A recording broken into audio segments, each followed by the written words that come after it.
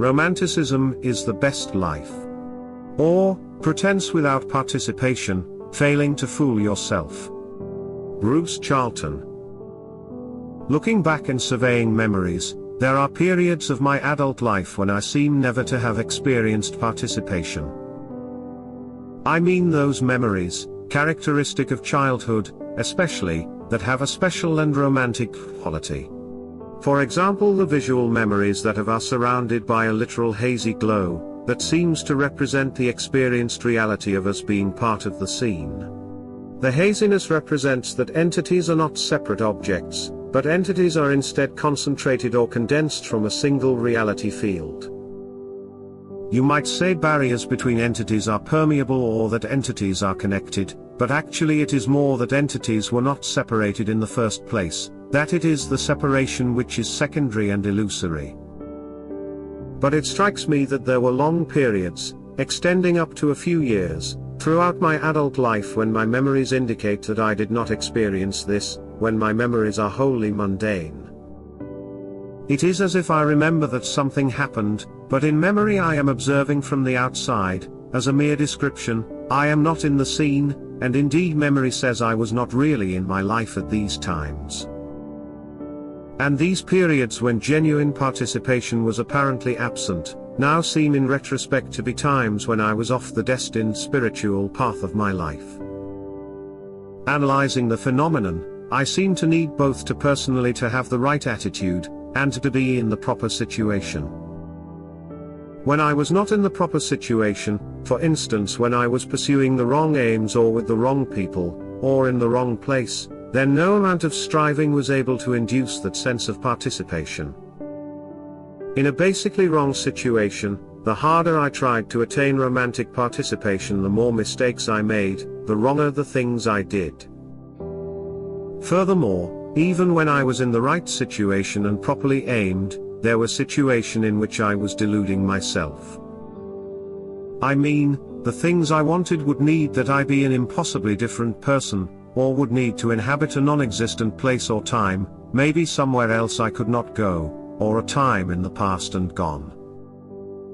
For example, after becoming a Christian, I was sometimes drawn to types of Christianity that were fundamentally alien to my nature, that were, it now seems, based on a fantasy about what kind of person I would like to be but was not, and life circumstances that I felt would be preferable but did not actually exist, and in which, even if they did exist, I would not be able to function.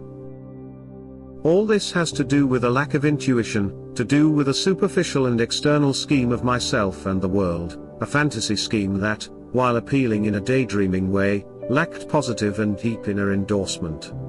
Also, for which a deep inner endorsement simply could not be manufactured, instead only a kind of fake conformity and public support. I seem to detect exactly this faked inner endorsement in most of what I read from most self-identified Christians. I do not believe that they intuitively believe that which they publicly affirm. It rings false. I infer their life in the same kind of superficial conformity to external structures and systems that I myself professed, and which memory now reveals was inauthentic. I suppose that some people must live for such long periods, maybe all their adult lives, without that romantic quality of experience I describe above. Maybe this happens because they have the wrong aims, or are in the wrong place, or among the wrong people. Whatever the cause, because they are off the proper path of their spiritual destiny, they are like I was for those months or years in which memory indicates that I was not really in the world. Perhaps they rationalize this situation as real life, or necessary, or even as best. This may explain the active hostility to Romanticism that is so prevalent. The idea that Romanticism is either outright evil, or at least liable to lead to evil, the insistence that the good life, the Christian life, ought to be lived at the secondary level of my memories about things, and to eschew those hazy, participative memories of being in my life and world. Or that Romanticism is deluded, a daydream, people fooling themselves.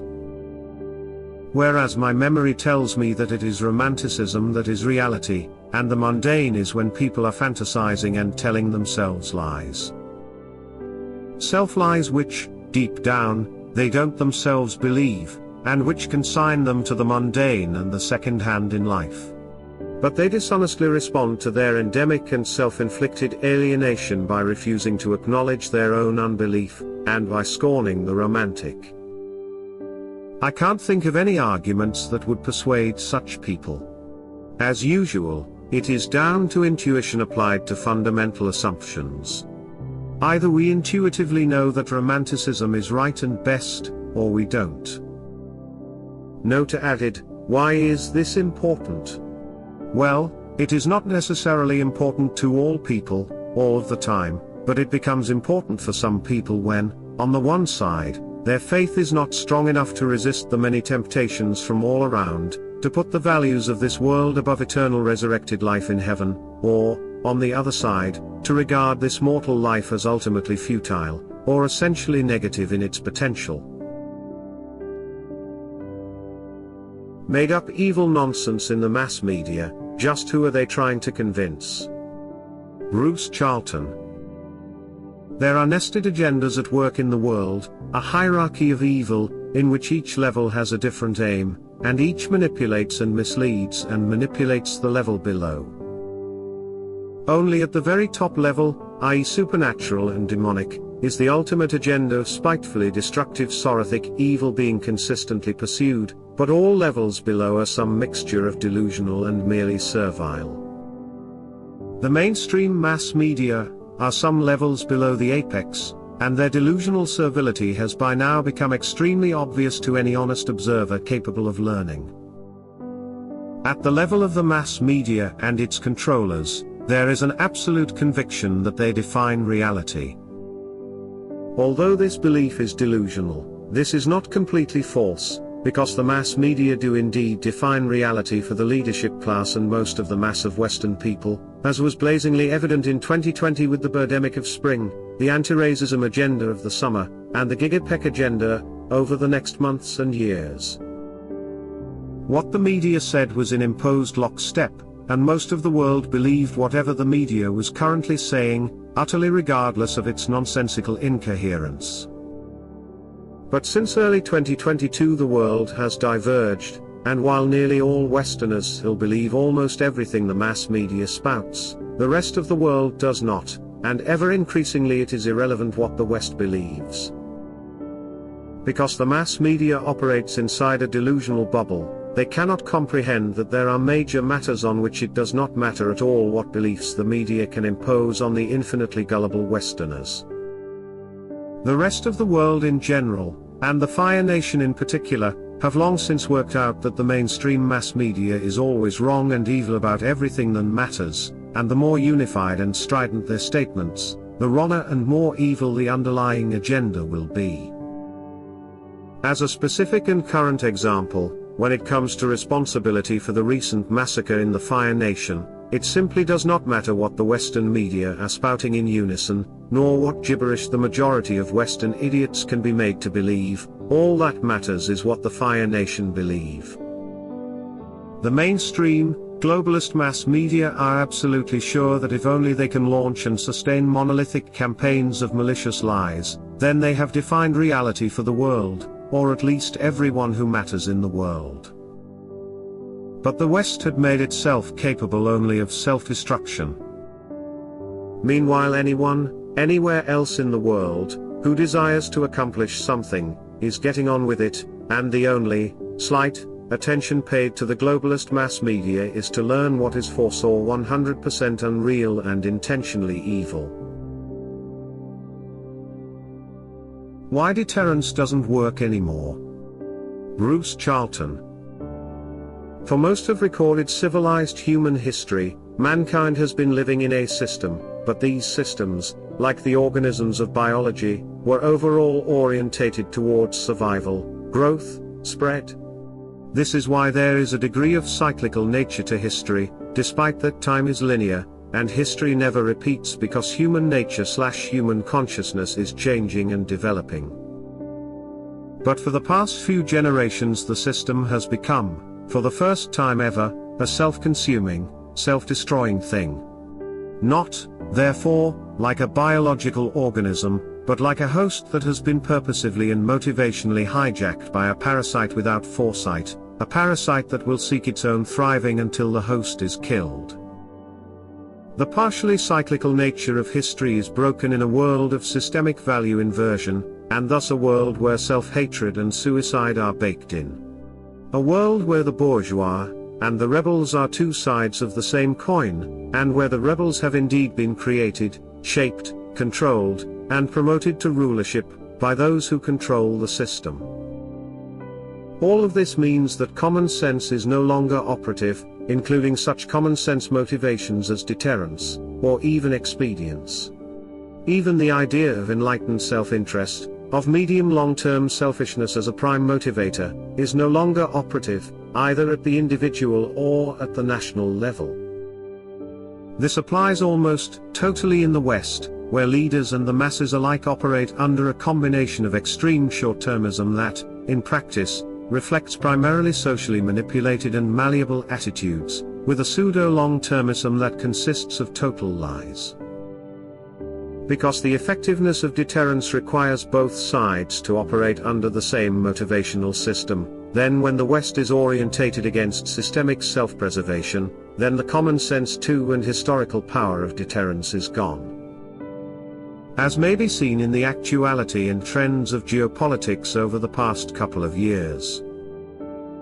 There is a still escalating global conflict between the domination of various old-style self-preserving and traditional organism-like societies, versus the parasite-controlled and self/other destruction-orientated Western civilization.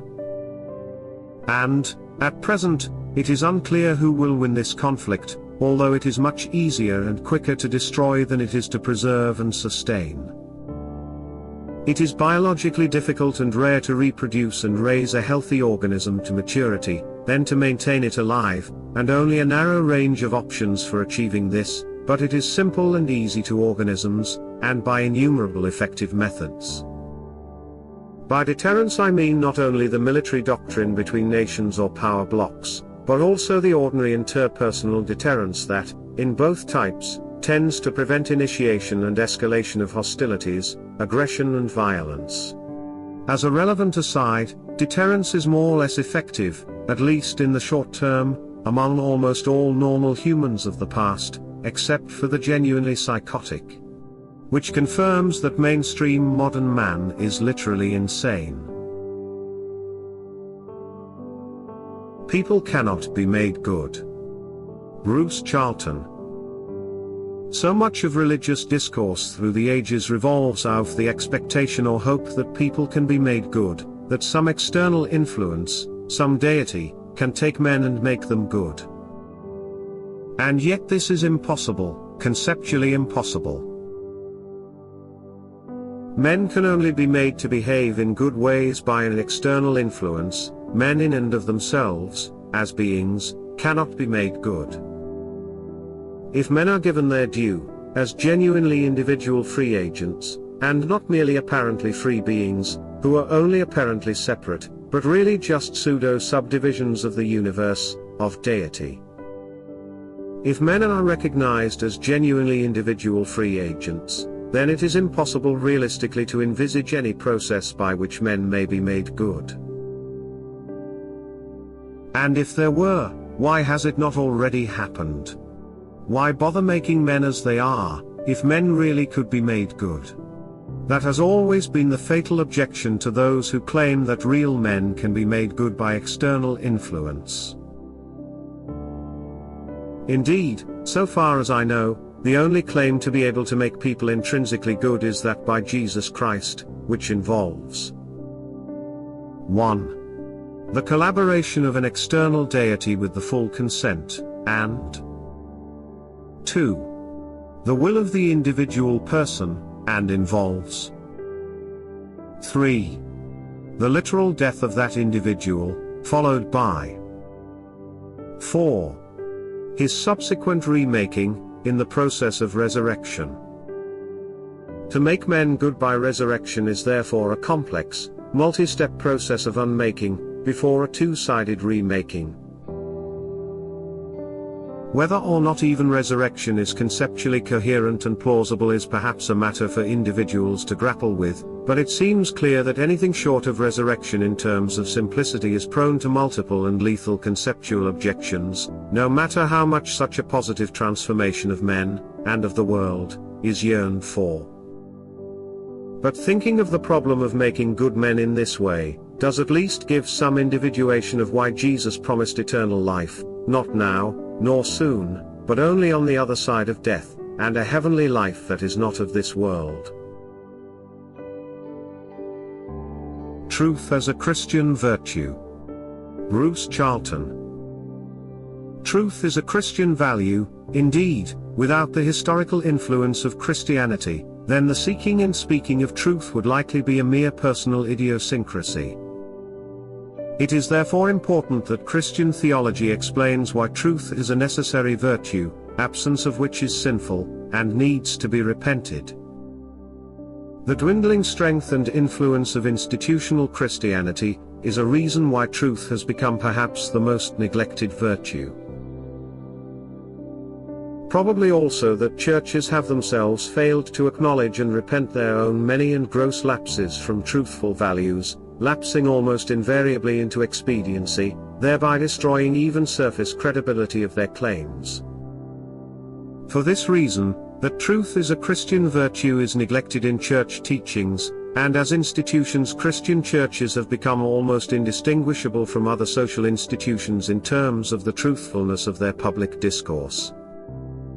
As usual with Christianity here and now, the Christian virtue of truth has become a matter for individual discernment and responsibility, and will often oppose the practice and statements of any particular Christian church.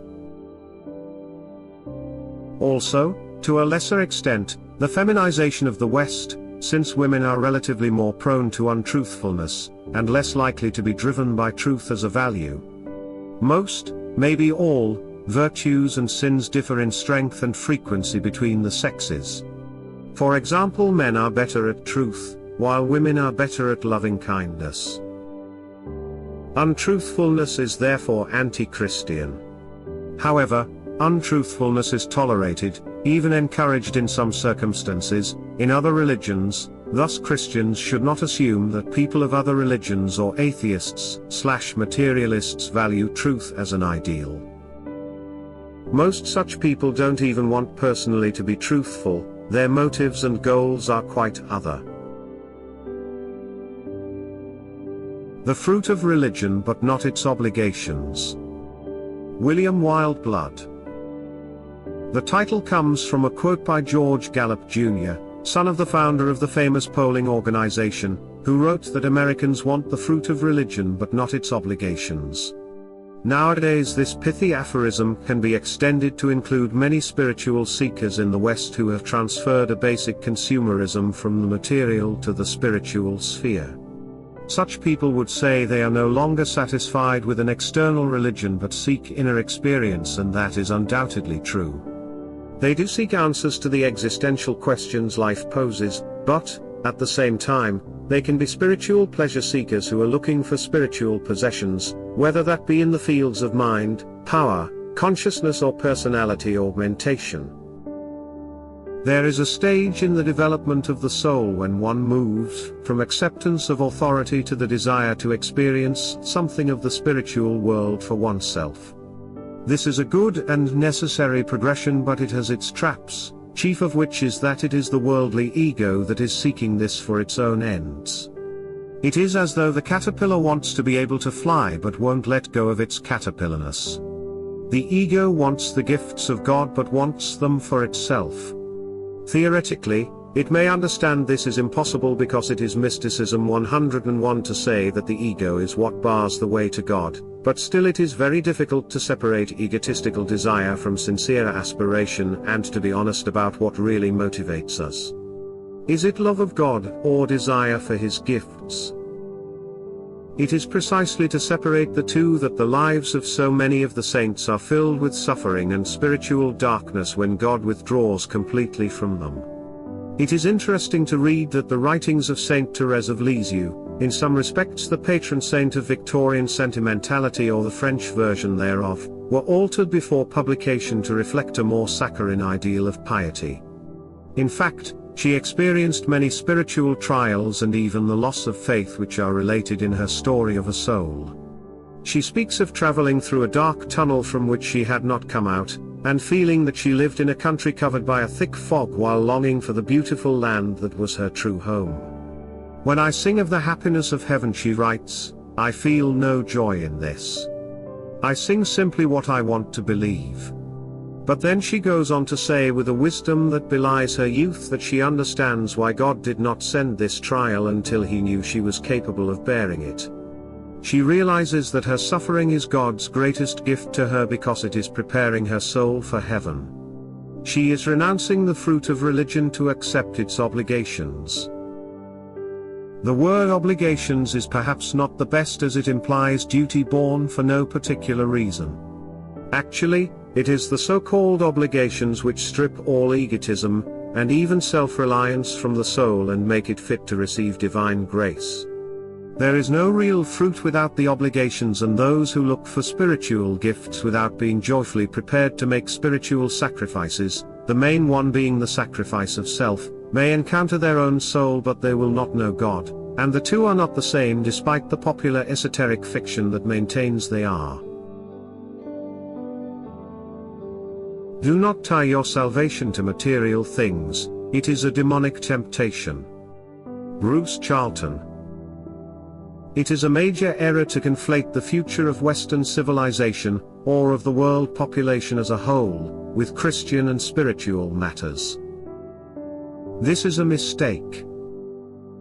Of course, the material and physical realm always has spiritual implications, because it is ultimately spiritual in nature. But the directionality of that relationship is that the material is a subset of the spiritual, and the spiritual encompasses and interprets the material. So the material neither defines its own spiritual consequences, nor does the material drive the spiritual, unless we spiritually choose to make it so. This means that we cannot track the spiritual condition of the world by monitoring its material manifestations, at least, not unless we have chosen to make the material primary. For instance, and this is a very important example, if we choose to make the material churches the primary factor in Christianity, then the material church will indeed define the spiritual nature of Christianity. What happens to civilization, for example, whether the system becomes sorothic and motivated towards its own self-destruction and the destruction of everything else, or whether some nations step back from this, to seek either a functional and harmonic totalitarian system, or perhaps try, maybe succeed, to revert to a more medieval kind of theocracy with religion as primary. All this kind of thing is not spiritually primary. Such changes will very probably affect whether we, and many others, will live or die sooner or later. And will affect whether our lives are comfortable and perhaps interesting, or miserable and tedious. But ultimately suffering and death are inevitable facts of this mortal life and world, so that all such distinctions, while important, are quantitative and temporary. Nor is the main question about optimism or pessimism, red, blue, white or black pill, in the current idiotic jargon, whether things are getting, or are expected to get, better or worse on average, or overall. Christianity is primarily about the spiritual and salvation, therefore not about some person's current emotional responses. Christianity is about resurrected heavenly life, and that is a matter of personal motivation, about what we want, and how much we want it. The nature of the civilization or system, whether it survives, is repaired, or destroyed, is dissociated from the values of individual persons, unless we each choose to make it the opposite. As of 2024, the powers of evil overall and substantially control much of the material world. A major aspect of demonic temptation to induce a willed embrace of damnation is therefore to induce people to tie their salvation to material things, including churches. Yet the reality is that, at the extreme, the entirety of world civilization might collapse and men suffer and die in their billions, yet, in principle, all souls might be saved. Or, at the opposite, the world might experience an unprecedented reduction in human suffering, an increase in human happiness, diminished disease and the extension of human life, and yet all the dying souls from this earthly paradise might, in principle, choose to reject salvation. First things need to be put first, therefore beware and do not fall into carefully prepared soul traps, spiritual snares built and maintained by demons. Does advancing confidently in the direction of our dreams lead to success unexpected in common hours? Bruce Charlton.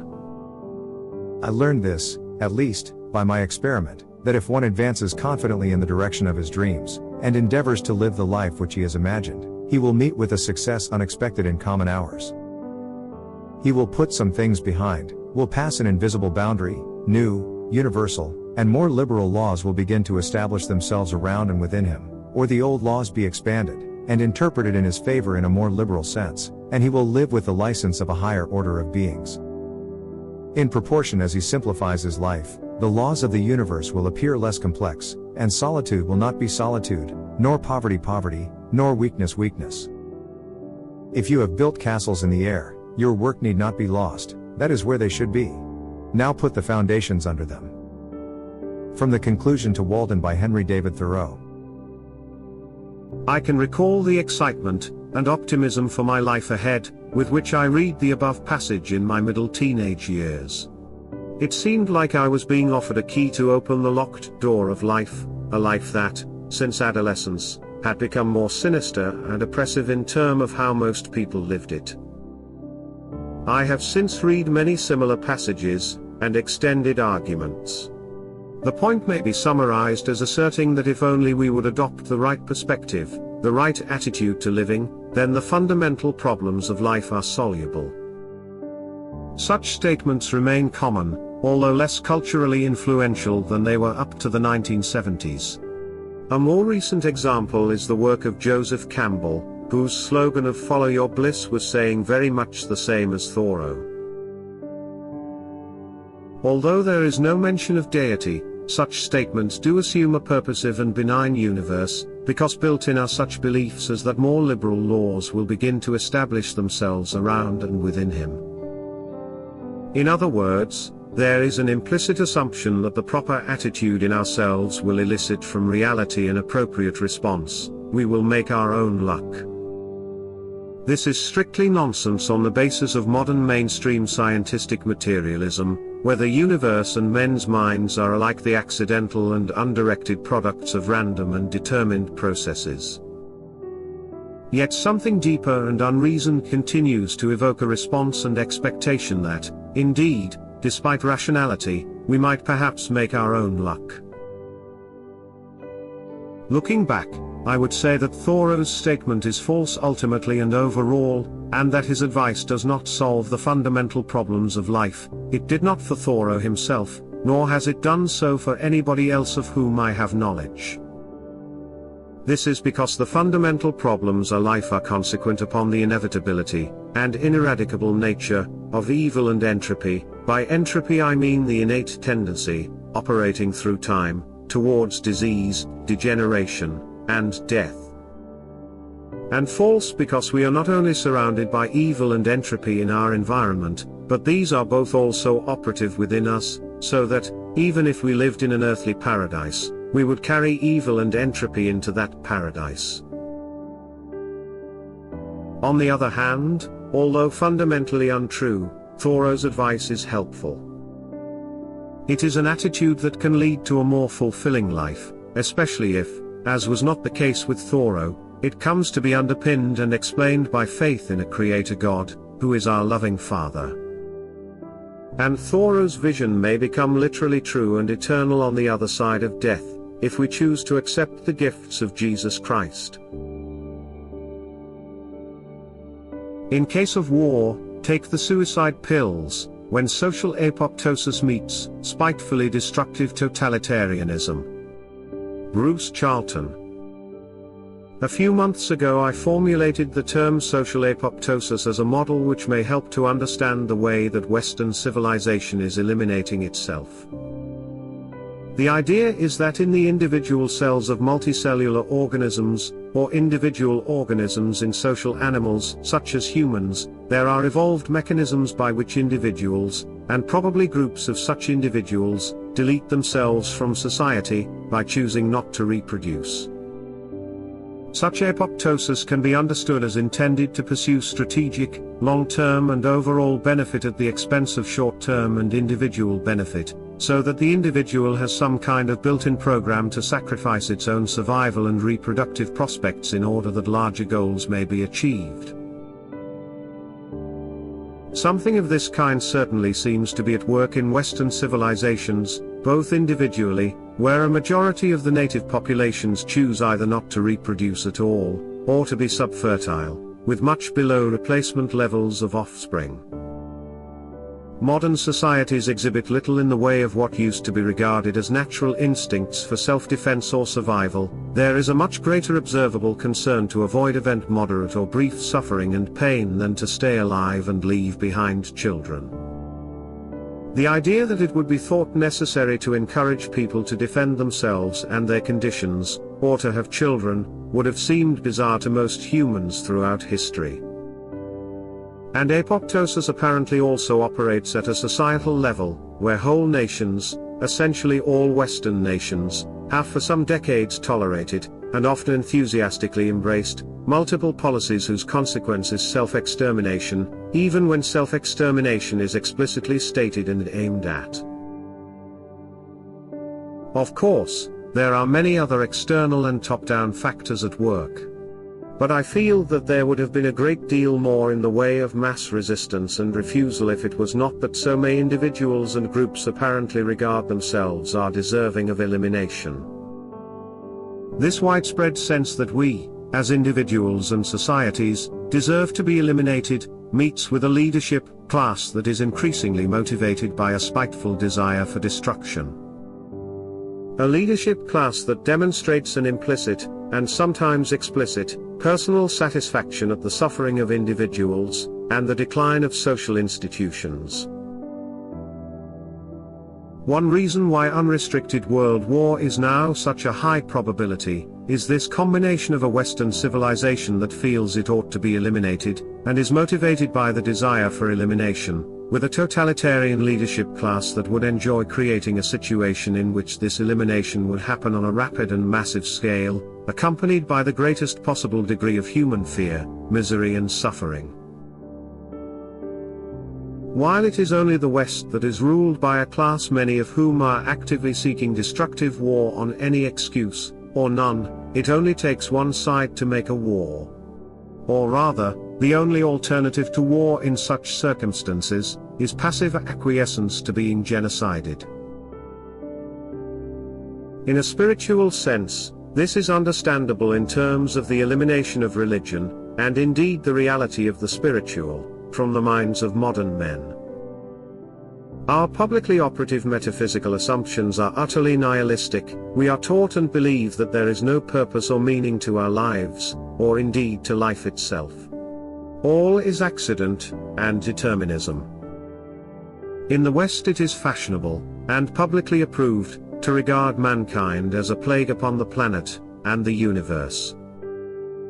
The obvious conclusion, is that we should eliminate ourselves. This is our situation here and now, and one reasons why the prospect of explosive and wholesale destruction seem to be increasing all the time. An implication of this spiteful suicidal synergy is that the West will continue to destroy its own military capacity, even while trying to escalate wars on multiple fronts. So they want war, but they are not planning to fight a war. What does this imply? To me it suggests that if, or when, they get the war they so much want, involving Western populations who deeply feel that they deserve to die, instead of trying to win the war by fighting, the leadership class will implement a mass distribution of suicide pills. Thus there will be a war, and from fear and despair, encouraged by a monothematic propaganda onslaught, the Western masses will kill themselves in droves. The suicide pills enable the masses to kill themselves without suffering, and fear of suffering is the only thing that stands between many people and desired annihilation. That is my prediction. Sooner or later we will be hearing about a plan to distribute suicide pills, freely, to the Western masses, to be used compassionately in case of the Third World War that is the leadership class's major current project. Of course, painless death will rather thwart the desire to inflict suffering, and the sadistic demons won't like it. On the other hand, the master agenda is that of Satan, and that is self-chosen damnation, of which a pretty reliable preparation is to die in deliberate and unrepented sin. To kill oneself in fear and despair, and, probably, in a state of seething resentment against God and Jesus Christ, is itself a rejection of heaven, and the willed choice of hell. On the matter of magnetic transcranial stimulation turning off religious faith. Francis Berger. Igor Chudov, a self-proclaimed agnostic who runs what I refer to as an anti-PEC blog, has raised alarm bells concerning the science's supposed ability to turn off religious faith in individuals via a procedure known as magnetic transcranial stimulation. We can ask a question: can the invisible link between the faithful and God be severed by a third party armed with the tools provided by the latest scientific advances? Disturbingly, the answer may be yes. Scientists led by Dr. Colin Holbrook at UCLA undertook a multi-year endeavor to discover ways to stop religious beliefs and right-wing prejudice. They attempted to apply direct electromagnetic stimulation to the brain to alter human beliefs, specifically turning off belief in God. Dr. Holbrook has led extensive research on this topic for many years. He described how electromagnetic stimulation of the frontal cortex, frontal part of the brain, experimentally decreased avowed belief in God. After using a purposely made device, scientists describe a significant reduction in expressed belief in positive religious ideas. Religious belief. We next tested the effects of TMS on the endorsement of religious beliefs following a reminder of death. In a marginal trend, overall avowed religious belief, including both positive and negative beliefs, was reduced in the TMS condition relative to the sham condition 2.95 versus 4.26. As predicted, this shift was driven by a significant reduction in expressed belief in positive religious ideas. Participants in the TMS condition reported an average of 32.8% less conviction in positive religious beliefs. If interested, you can read the whole thing here, but I'll offer the following summary for those so inclined. The science can zap religious faith right out of your brain, and you can bet your bottom dollar that we'll strive to do so en masse very soon. Thoughts? First, religious faith has plummeted just dandy on its own in the West without the need for TMS or any other sort of brain-radiating lobotomy. Second, what is the exact nature of the religious faith that TMS supposedly reduced in the trial participants? Third, this whole business of clandestinely reducing religious faith by bombing an unwitting population with anti-religious gamma waves denies the spiritual reality of what religious faith is and how it can be reduced or lost. Concerning the thoughts above, first, reducing or abandoning religious faith is a free personal choice. Second, reducing or abandoning religious faith is a free personal choice. And lastly, reducing or abandoning religious faith is a free personal choice. Putting the concerns of worried agnostics like Chudov aside, no technology capable of actually reducing religious faith contra an individual's free personal religious choice can or will ever be developed. That is not how reality operates. Real religious faith is impervious to all external influences. Only the faithful can reduce or abandon religious faith. Any religious faith that external forces can reduce is not true religious faith. Anyone who worries about getting their religious faiths secretly zapped out of them by radiation or whatever is an irredeemable spiritual idiot. It really is as simple as that. How to Save the West. William Wildblood. Anyone can see that Western civilization is on the way out. Let me rephrase that. Anyone should be able to see that Western civilization is on the way out, but most people don't because they are too wedded to their own paltry pleasures or selfish resentments or greedy desires or shallow ambitions. The list continues, but it basically encompasses all those who do not place the good, the beautiful and the true above their own egos, and that is the majority. If ever a civilization deserved to collapse, it is ours because we are not worthy of those who established that civilization. We, who place the temporal above the eternal, put ourselves at the mercy of the temporal, and our time has passed. There is a solution, but we will never take it. The solution is to return to tradition, and the soul of Christianity. That would include a form of what is now dismissed as patriarchy, since, by and large, it is only men who are willing to fight for truth and to preserve it in the face of the inevitable attacks on it, inevitable because Satan exists and wages an ongoing war against creation.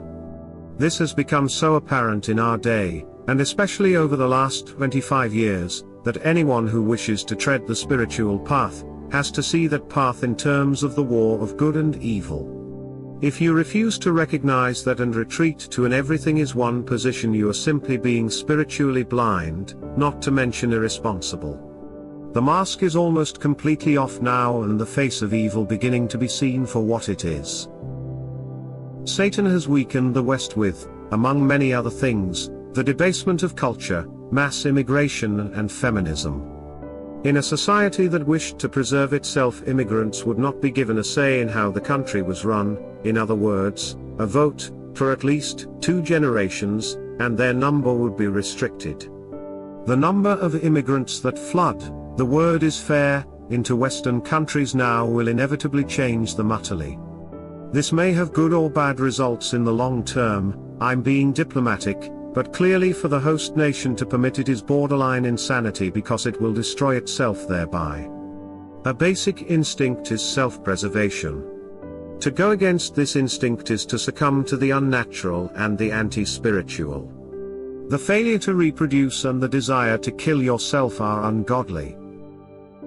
Feminism is the devil's secret weapon because, while ostensibly based on reason and justice, it actually seeks to reverse natural hierarchies and turn the two sexes, meant to be complementary, into rivals on the same ground.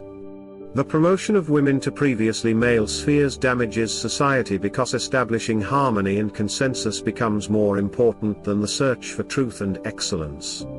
This again is one of those things that it's so obvious it shouldn't need saying, but the ideologically committed will never acknowledge it. That having been said, feminism is not the cause of the collapse but a symptom of it, though it does hurry it along as well.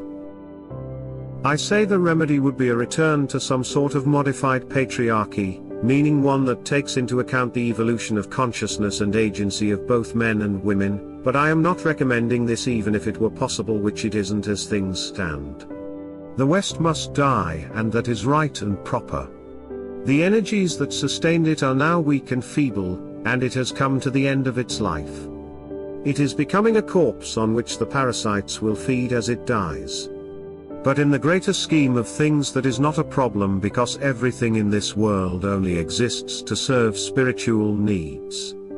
As the West collapses, there are great spiritual opportunities for those who know how to take advantage of them. We may lament the collapse because of past good, but everything dies and the West has rejected God, so become evil. There is no more to be said.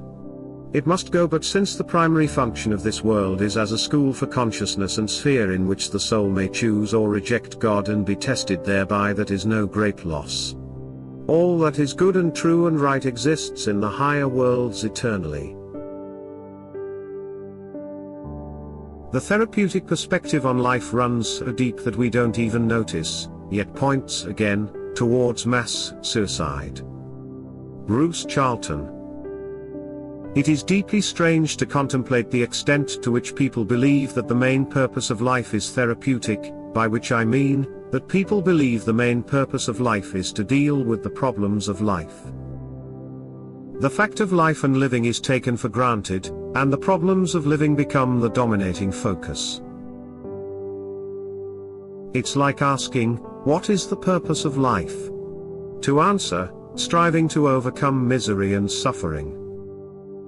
Yet, if this really was so, why life in the first place?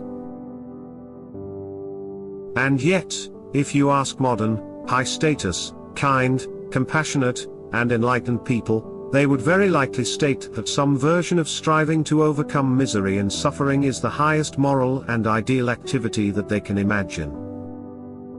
That, indeed, is the modern idea of what a good person would do. 21st century Christians, if you can find one, would agree, and would regard Jesus as the best man who ever lived exactly because he went around healing people, feeding the poor, raising the dead, and eventually set up a church that, allied with government, made the world a better place through taking practical action to overcome misery and suffering. Apart from the philosophical/theological/ideological superficiality and weirdness of adopting a double negative conceptualization of life and living, this is strategically feeble as a motivator compared to some actual positive goal.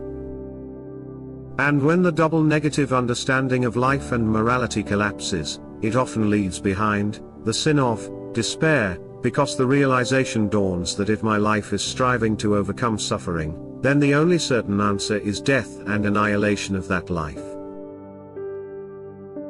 In a world where death is understood as utter annihilation of the self, a life focus on the alleviation of suffering is the precursor to a culture of death attained by suicide. The common attitude that men in general, Western man specifically, and people like us in particular, are a cancer on the planet, likewise feeds the implication.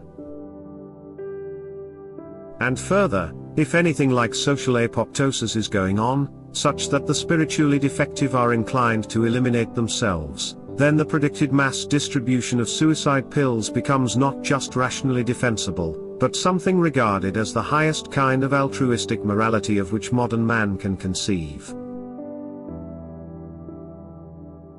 Suicide pills will be welcomed by many/most of the public, for at least 3 reasons. Bruce Charlton. When, not if, the plan for mass-free distribution of painless suicide pills gets unveiled, it will be welcomed by many or most of the Western public, for at least 3 reasons. 1. Fear, because so many people fear that they will suffer while dying. It doesn't matter that prolonged or extreme suffering is usually preventable, because some risk of a painful death cannot be eliminated. Except by preemption. Prevention is the best cure. And 2020 shows how easily extreme fears can be whipped up by the establishment, and how resistant the most terrified can be to reason or reassurance. Probably because, in a world that believes death is annihilation, health has taken the place of religion, including for most churches, and current suffering, of almost any degree or duration, becomes regarded as an intolerable violation. 2. Altruism, because some people regard the death of people such as themselves as a benefit for the world. With me and mine out of the way, there will be more for everyone else. Indeed, plenty of people claim to regard human beings as a plague on the biosphere, whose elimination would be better for all other living things. And much better for the climate. Thus, suicide is an expression of ultimate altruism. In a world where avoidance of suffering is the highest value, the best way permanently to reduce our carbon footprint, to walk lightly upon the earth, to minimize finite resource consumption, is to offer our own death as a willing sacrifice to the goddess of environmentalism. 3. Despair, because the mass majority are materialists who, at bottom, regard reality as purposeless and meaningless, and who therefore live only for the satisfactions of this life. Such people have no strong reason to stay alive, because their life is going nowhere except death, and has no meaning except whatever comforting delusion they themselves try to invent.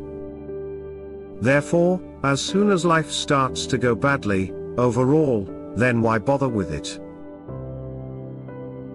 For such reasons as the above, I suspect that plans for mass provision of painless suicide pills will find themselves pushing at an open door.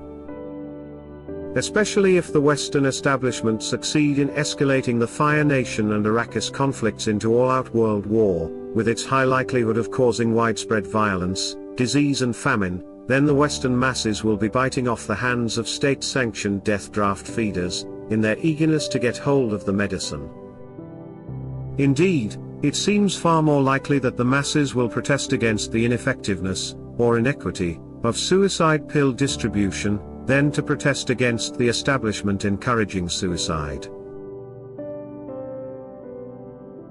Placing the nothing and non-existence of the other over one's own nothing and non-existence. Francis Berger. Altruism firmly maintains positive connotations in the minds of most.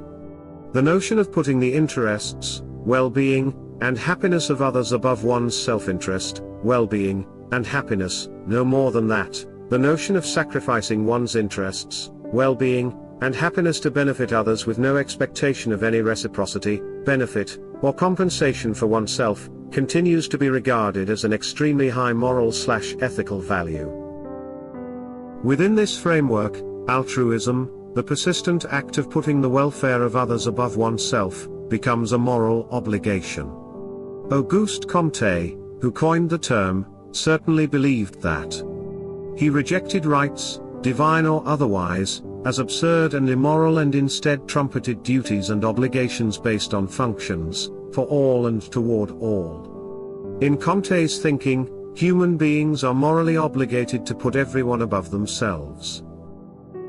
Again, this likely continues to strike most modern people as highly noble because they confuse altruism with loyalty or concern for the common good, or because they delight in the personal gratification aspect of placing others above themselves, the intrinsic reward of the ego boost that privately or socially confirms their statuses as good and caring people. Yet Comte's altruism has nothing to do with loyalty or the common good as motivators. On the contrary, Comte's true altruism disregards all concerns based on social relationships for the simple reason that such relationships taint and diminish the purity of the altruistic urge for all and toward all. The nearly 2 centuries that have passed since Comte's death have revealed true altruism as an absurd abstraction, at least at the societal level, which, for Comte, was the only level that existed or mattered. What parades around as altruism today at the societal level is mostly poisonous egoism or mass psychological manipulations aimed at making people believe that they are placing themselves above others without having to go through the inconvenience of actually doing so. The altruism that contaminates most Christian altruism, an oxymoron par excellence, is of the same quality and does no better. Put simply, all forms of social altruism today are grossly misguided, insincere, and fraudulent.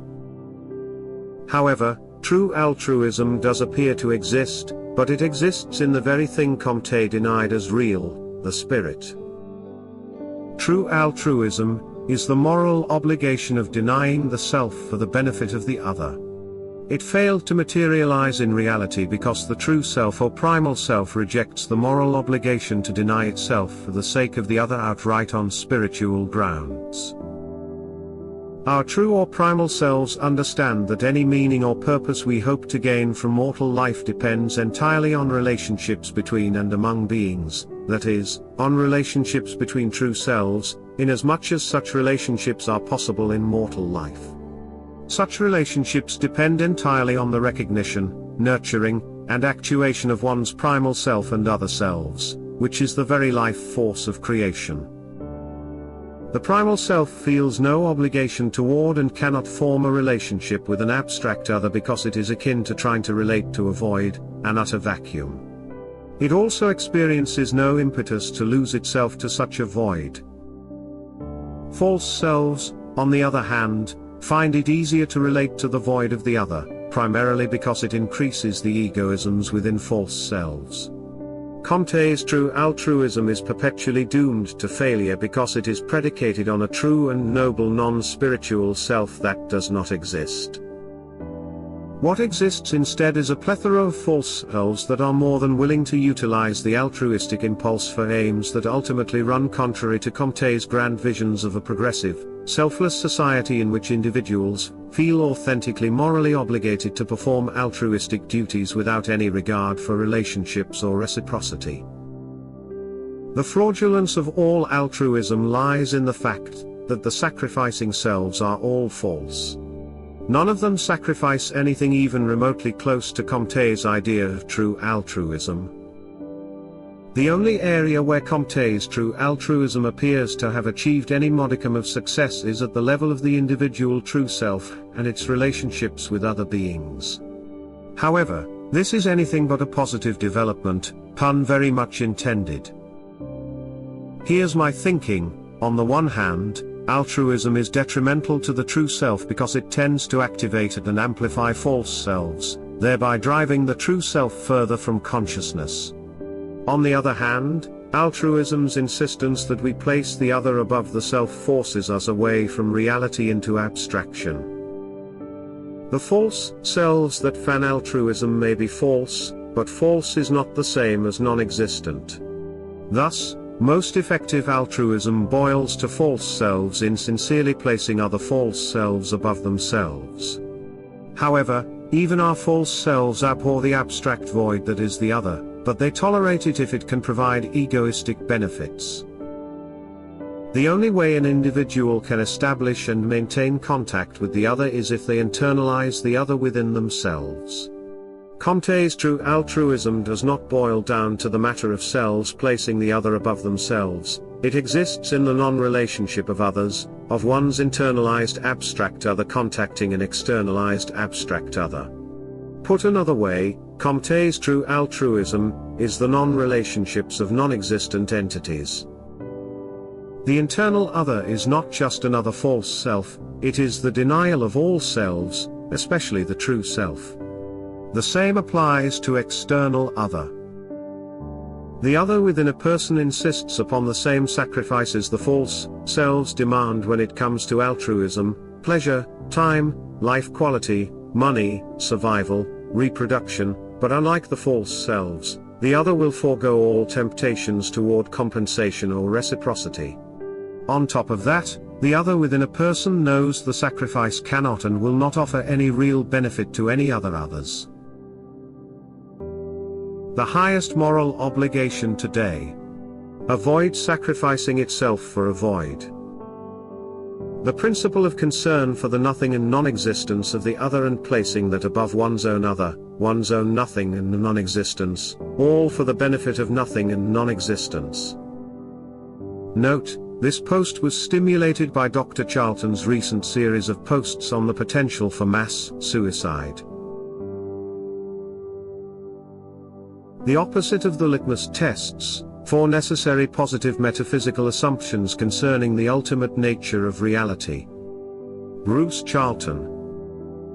A few years ago I suggested that there are several litmus test issues, which the demon-affiliated totalitarian establishment uses to pursue its agenda of damnation. These agendas include the sexual revolution, climate change, anti-racism and, more recently, hatred of the Fire Nation and its leader, and some others.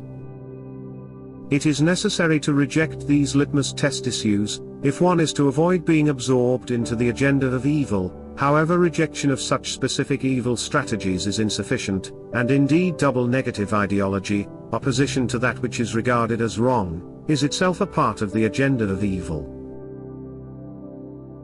What is important are positive convictions, or more exactly positive metaphysical assumptions concerning the nature of reality, positive assumptions concerning the nature of reality, i.e. positive metaphysical beliefs, suitable to underpin, explain and guide a positive purpose to this mortal life.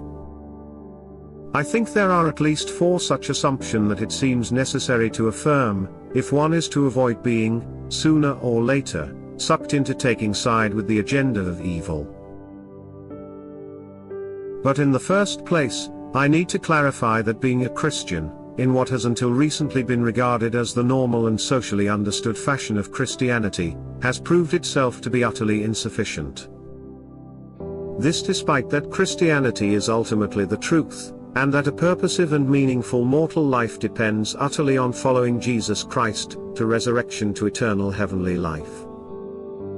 As of 2024 in the West, that a person identifies as, and believes himself to be, Christian and publicly states his Christianity, that he is an active member in good standing of a major/large/powerful Christian church or denomination, or is a priest, pastor, scholar or leader of such a Christian grouping, is not a valid discernment anymore.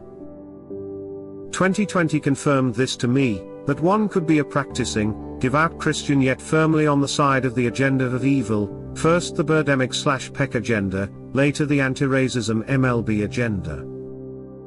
2020 saw a stark exhibition of the confirmation of Christianity, that is, Christianity as defined by the church of which one is a member, this including any and all major churches in the West, to willingly and enthusiastic subordination of, supposedly, core church doctrines and practices to the then expediencies of the evil establishment totalitarian agenda.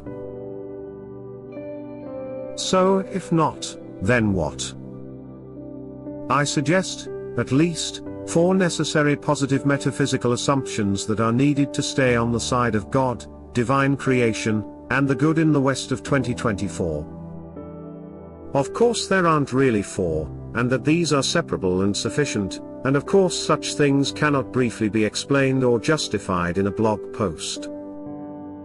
What I am trying to do is suggest, to a sympathetic reader, the kind of positive assumptions that are now required, and that these fit together, as would be expected if they were indeed true. 4 necessary positive metaphysical assumptions. 1. That there is God, who is a person not an abstraction, and with a personal relationship with men, and that we inhabit God's creation. Without these assumptions there is no purpose or meaning to life, and the universe has no relevance to ourselves, so we might as well shut up and accept whatever happens to be happening. 2. That we inhabit a living, conscious, developing universe. I believe that we cannot allow anything to be not alive. If materialism is allowed even a toehold on our beliefs, it will end up by regarding the universe as unalive and purposeless. We are compelled to choose. Either everything is dead, as modern science assumes, of all is alive, and, if alive, conscious, purposive, developing, evolving, through time. Eastern, including Platonic, concepts of reality as a kind of stasis, play into the hands of the powers of evil, which is very keen on promoting oneness spirituality, Buddhism etc., for their own reasons. In other words, creation is alive. It seems evident, when I think about it, God would have zero interest in creating a universe containing inanimate stuff, or indeed fields or forces, of the kind familiar from physics. 3. This mortal life ending in death is followed by continued and personal existence. In some sense our self is immortal. Otherwise, there is no point to this mortal life. 4. That purposive evil is real. We need to assume, and believe, that there really is purposive, hence personalized, evil in this universe. That is, we need to recognize that there is a side of evil, a side opposed to God, divine creation and the good. And realize, too, that evil is indeed a side in the spiritual war, the opposition in the spiritual war. For many generations, many people have tried to do without, to deny, mock, trivialize, the reality of purposive evil, but as of 2024 this leads to de facto affiliation with the agenda of evil. Evil is not, therefore, particular beings, but it is the side in the spiritual war to which any particular beings give their allegiance. There are, strictly speaking, no good or evil people in this world. All are mixtures. Therefore, nice people can be, and mostly are, in the West, on the side of evil. Nasty people may be on the side of good. And, of course, good people may be nice, and plenty of nasty people are indeed evil. We need to know all this, if we are not to be fooled by the 24/7 propaganda emanating from the agenda of evil, as well as our own likely prejudices and misunderstandings. If you consider that one of these four positive assumptions is unnecessary, or that there ought to be one or more further additions, you may wish to argue your case in the comments. The understanding imperative: denial is not ignorance, and, anyway, ignorance is not innocence. Bruce Charlton. Something that is hard to grasp and keep hold of, is that one vital action we should take is to become conscious of the spiritual war, the war between good and evil. Or God and evil, in which evil is defined by that which opposes God, good, divine creation. At this stage in human development, we need to become conscious of much that was unconscious in earlier states of human development, and with consciousness comes choice. This is very important. Modern Western man is grown to spiritual adolescence, and does not inhabit that ancient world of spiritual childhood in which the unconscious and spontaneous are dominant, and in which goodness comes from obedience to legitimate authority. That is gone and irrecoverable, just as our own childhood is gone. Us, now, must become conscious, must understand, and we do choose. We choose, and have chosen, and to deny this does not wash, because to suppress and deny knowledge of our choices is not to be ignorant, and even if we were genuinely ignorant, as of here and now, ignorance is no defense against evil. Our world is ruled by evil, so that we must know it, and resist it, for and from ourselves, not by obedience to the authorities of our world, which are all net corrupted, and anyway how can we choose which authority is good except from ourselves? Anyone capable of describing or arguing that ignorance is a defense against evil, is already in denial, is therefore not ignorant, nor innocent, and has therefore already chosen, one way or the other. However, making an inner choice between good and evil does not enable us to transform ourselves positively in this mortal life. This was apparent even as long ago as St. Paul, who said, for example in Romans, that knowing what is right does not mean we can do it. Indeed, to be blunt, we cannot actually do what we want to do, no matter how much we want it. Paul, as an ancient, in an earlier stage of development, saw goodness externally, as the law, and was clear that we could not live in accordance with the law, no matter how much we desired it, no matter how much we strove. And since we cannot live by the law, we would all without exception be condemned by the law, if not for some other supervening cause, which is Jesus Christ, who has exploded as false, the previously assumed connection between good living and salvation. In simple words, our task in life is not to become better people nor to improve society. Betterment and improvement is irrelevant to the fundamental reality of this mortal life. This is mostly because there is evil in each and all of us, as well as all sorts of other interference to our behaviors coming from, for example, sickness, circumstances, aging, and death. But while this means we cannot make either our mortal selves better, or this world a better place, even when we know how to do it, nonetheless, knowing and choosing is exactly what we need to do in terms of the resurrected life after death. It is what causes us to accept Christ's offer of salvation, and we carry the consequences of such choices into resurrected eternal life. As I said, it seems terribly difficult not to fall into the recurrent error of assuming that we can fundamentally, significantly, improve ourselves and this world, terribly difficult to give up on this futile, and indeed counterproductive, quest. As so often, we can find inspiration in Jesus of the fourth gospel, and what he expects of the people around him. He really doesn't seem to be trying to improve people's behavior much, at least in terms of their actual outer behaviors. Jesus seems to accept people that people will be pretty much as they are. Yet Jesus does make tremendous efforts to help other people understand their ultimate and real spiritual situation. With this goal he performs symbolic miracles, and explains them both as parables and explicitly. He aggressively attacks falsehood and delusion, and sets out an alternative vision of a life that is not of this world, indicates by poetry and symbol what this eternal resurrected is like, and how to get there, and how to get there is very much about love. And with respect to love, Jesus' approach is very much about the understanding that love is the essential.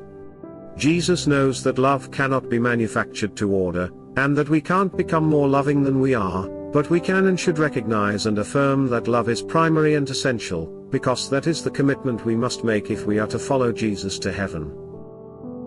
And it seems very important to Jesus that all this be explicitly known. Jesus is saying, I believe, that the saving act is to understand and to make the right inner choice and determination, and, implicitly, to know that this is what we are doing. One thing I draw from this is that anyone who claims not to know about evil, who claims ignorance of who and what is evil, and hopes thereby to be regarded as innocent, and not responsible, is actually lying. Probably lying to ourselves, the evil aspects of our self-lying, and we have chosen to believe these lies, and then denying our knowledge that these are lies. And lying is a sin that goes against God and creation, therefore must be repented, but when we are denying that we lie, then we are not repenting. The place I am going with this is to address the question of what we ought to do, here and now, 2024, in the West, to fight evil and do good. We are prone to do many wrong things instead. To look for some external authority to whom we can pretend to hand over ultimate responsibility. To seek a gang for support and defense and better attack. Or perhaps to make excuses for why we do not do better in reforming ourselves and the world. All the time missing the point, and failing to do what we must. And perhaps even arguing that doing what is demanded of us is secondary, unimportant, a merely private matter, something merely going on inside our heads, and that instead we ought to be fighting to reform the world in the socio-political arena. This being not just futile, but actively harmful, unless a consequence of understanding explicitly who to fight, why and how. Because, as with resist not evil, merely to fight evil is to compound evil by double negation, unless done in pursuit of positive good. The task of understanding what is going on at the level of the spiritual war of this world, and in ourselves is endless, and very difficult. It is, indeed, a lifetime's work and cannot be completed. Yet understanding is possible, positive, and cumulative, and is indeed what is really intended by doing good, but not good for our temporary mortal selves in this temporarily inhabited, temporary world.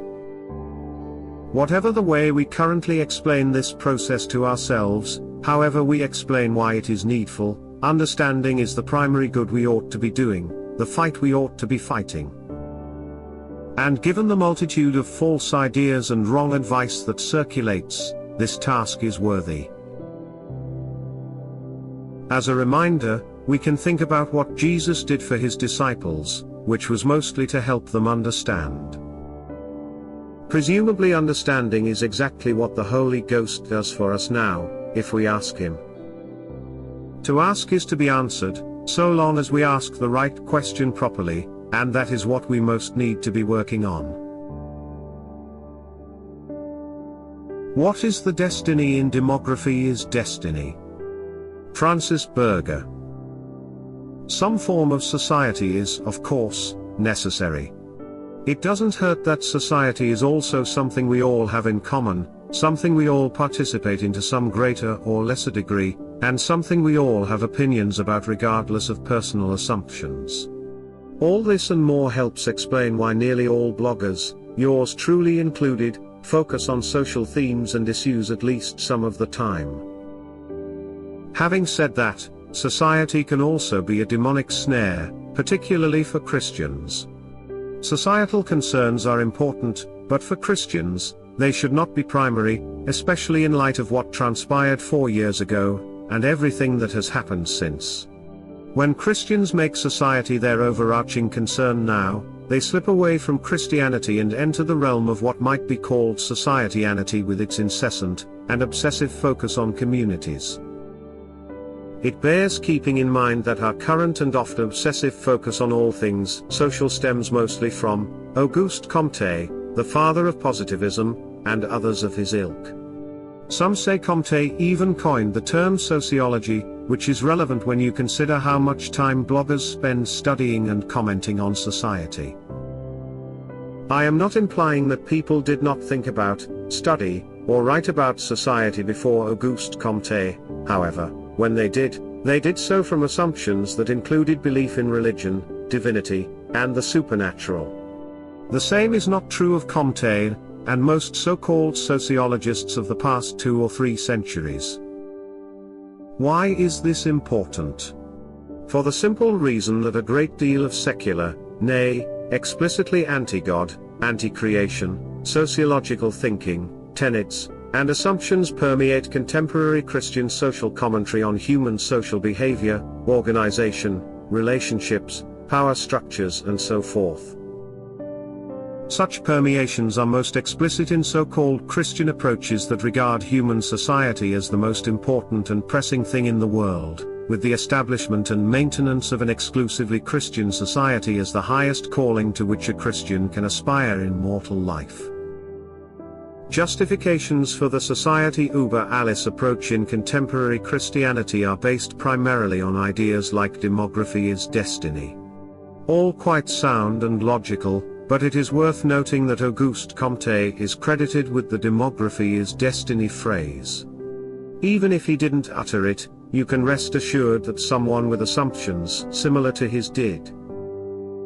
So, if or when Christians feel motivated to discuss the effects of declining, sub-fertile populations and mass migration on once predominantly Christian nations, they must do so from assumptions that rise above Comte's materialism when he coined the term. Sadly, the assumptions Christians communicate when discussing demography or any other society-related issue rarely rise above such basic positivist assumptions. You are a dangerously confused victim of profound self-mistrust. If you don't trust yourself, then who, and why? Bruce Charlton. In this weirdly inverted world, most people spend several hours per day informing themselves about what is going on in the world by means of the mass and social media, supplemented by face-to-face gossip. Mostly about the agenda established by mass/social media. But people neither remember nor think about this stuff. They do not even try to make connections, to draw inferences, to make the effort to remember whether their sources proved to be honest and reliable. They don't even try to check whether what is being said makes sense. In a profound way, people do not trust themselves to understand the world, and therefore open their minds wide to, well, to whatever the world is currently deciding to pour into their heads. This self-mistrust is reinforced by several decades worth of widely disseminated propaganda that there is no free will, that we live in a simulation, or matrix, and that we are fed a diet of lies by those who desire only to exploit us. In other words, we are supposed to believe the self-confessed liars who desire to exploit us are telling the truth, when they tell us that they are liars who desire to exploit us. Clearly, this cretin liar strategy, telling people not to trust themselves and of liars repeatedly telling you they are lying, has mind-warping consequences if not transcended. It is a SEOPS, the consequences of which are a kind of numbed passivity, motivation becoming little more than moment-by-moment coping. This experience, which we all share, can be regarded as a colossal life lesson, from which we can and should learn that we ourselves are ultimately the only trustworthy source. And it then becomes our task to understand how this can be. Thus, to avoid chronic despair, we are forced, eventually, into recognizing that we must assume that our personal judgment is the only possible basis of any kind of knowledge, and then to develop an understanding which explains how this situation arose.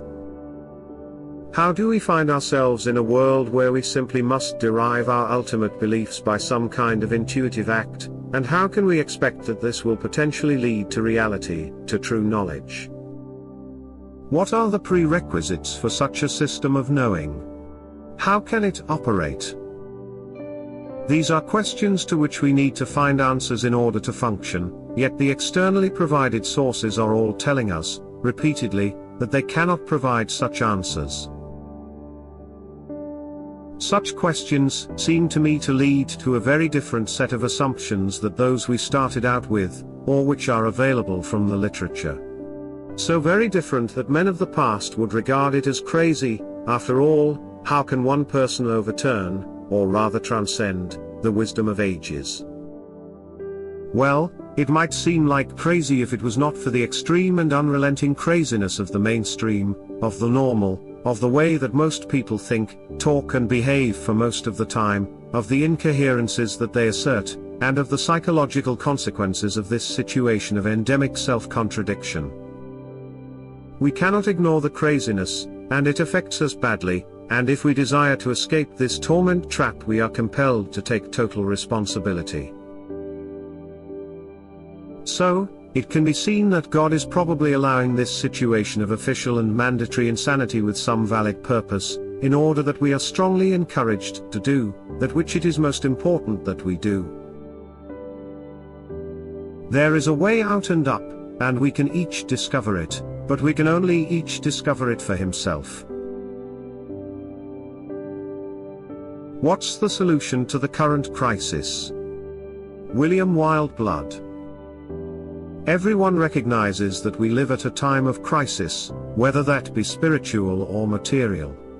We might call it by different names and have different degrees of insight into the reality of our present predicament, but any thinking person knows we are in trouble.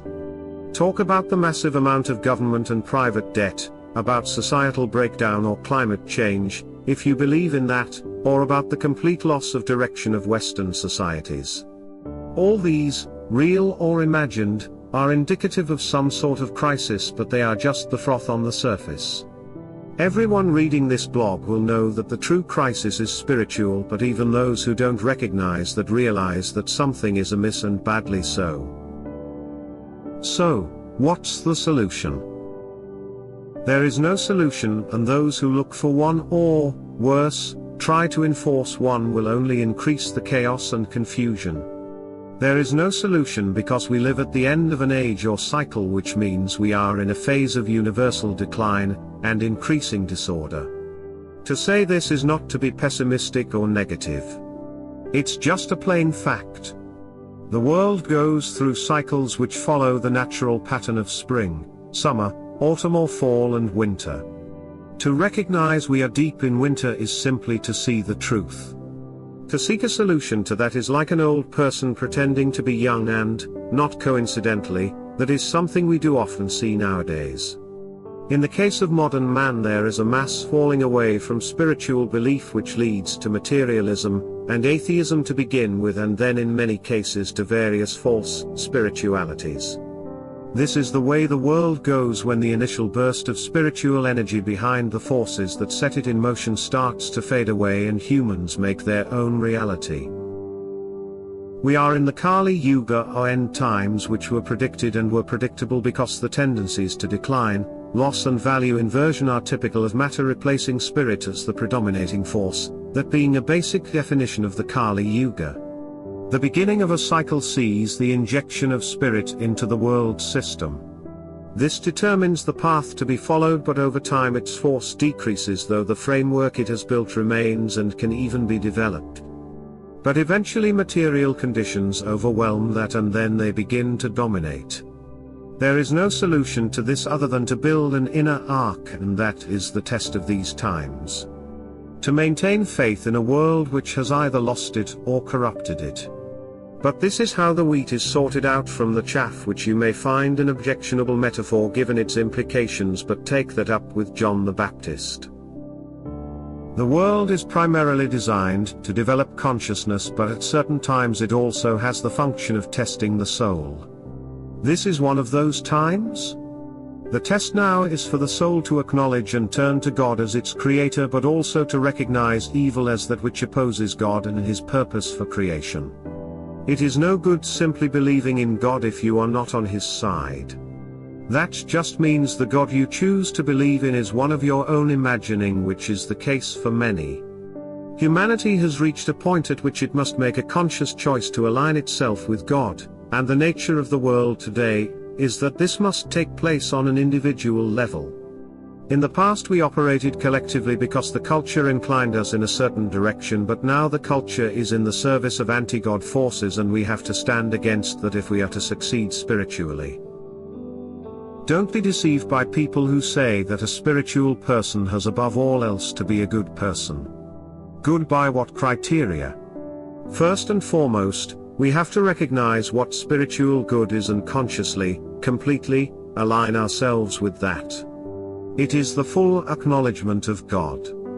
No more and no less. Obviously, we should try to behave in the way that befits a disciple of Christ. Faith alone is not an excuse for bad behavior or a justification for antinomianism. If you love me, keep my commandments. If you don't keep the commandments, you surely do not love he who gave them. Besides which, proper recognition of God will automatically incline a person to seek to be like him. But to be good as the world sees good is not the same thing. Moreover, we all fall short. That does not matter as long as we sincerely try at every moment of the day to walk humbly with thy God in the simple but profound words of the prophet Micah. There is no outer solution, but there is an inner solution. Know yourself to be a soul born in the world at this time to prove you are able to turn your spiritual compass to true north in a world in which all outer influences mitigate against that.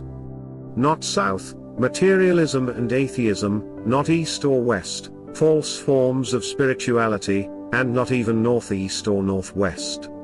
True north.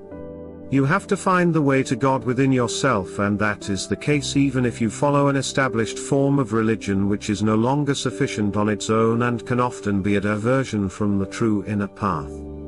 Now there has to be a real inner connection. And when you have attained that, you simply follow where you are led, wherever that may be.